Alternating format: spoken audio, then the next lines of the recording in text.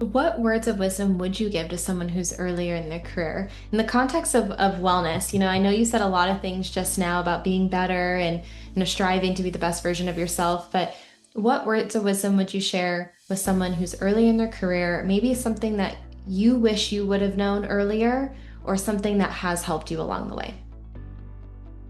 So one of the most impactful things for me was a couple of years ago.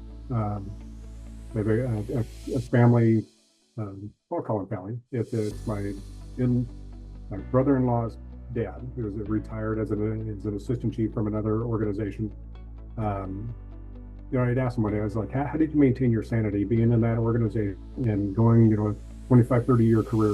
What did you do to find kind of that peace, that sanity check for you?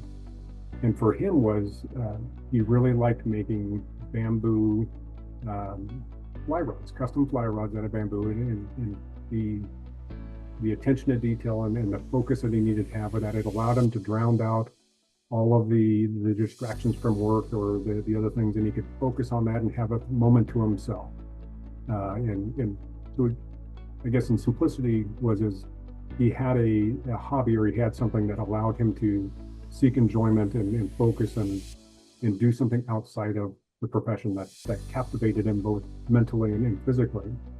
I love to do woodworking projects, and it was that experience. And then this was in 2021 is when so it wasn't that long ago that I'm having this conversation with this gentleman.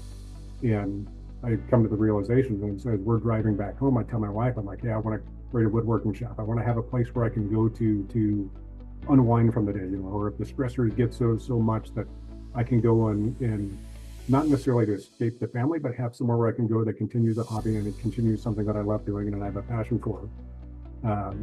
So having something outside of law enforcement that allows you to have a break away from all the stressors and all the chaos and all of the things that come with the profession.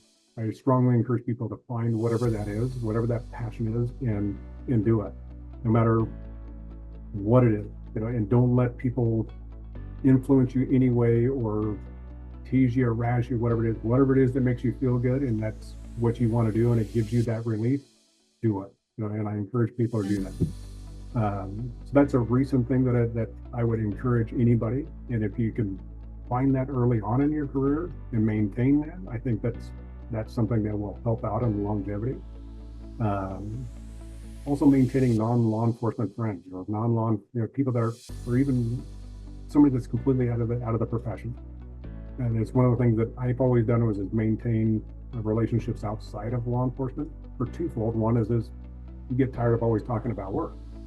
So that's one reason. The other reason is to maintain my reasonableness standard, being able to say, what would a reasonable person, now being in the profession this long, I'm not the same as what your average citizen would be based upon my training and experience and exposure. So I'm looking at things totally different than what the average person may look at. And so if I could present them with information and say, hey, how would you look at this, or what would you think with this, or if you were a juror on this case, not with divulging information that you shouldn't, but if I give you a hypothetical, how would you look at this? Would you see this as, and get their feedback to it? And so it allows me to maintain grounded and being reasonable within the profession, which is something that helps us out helped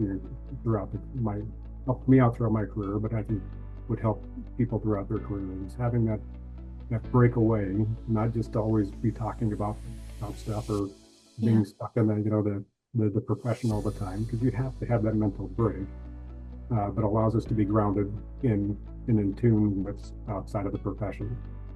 Um,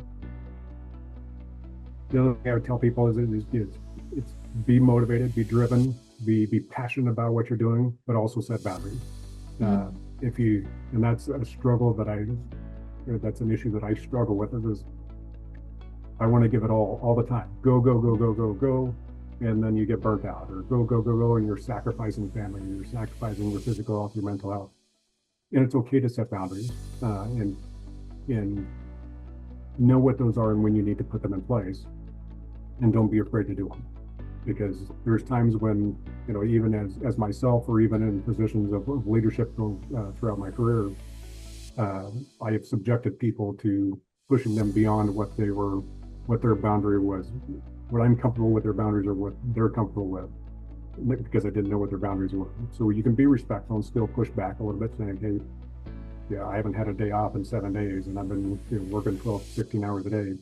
I need to have some time off. Or as much as I would love to do that assignment over there, I'm not going to put in for it, or I'm not going to do those because it may not be right for you, or whatever the case may be. Having the ability to be motivated, be driven, be focused, be hard charging, but at the same token, protect yourself by putting your own boundaries out there. Be respectful of boundaries.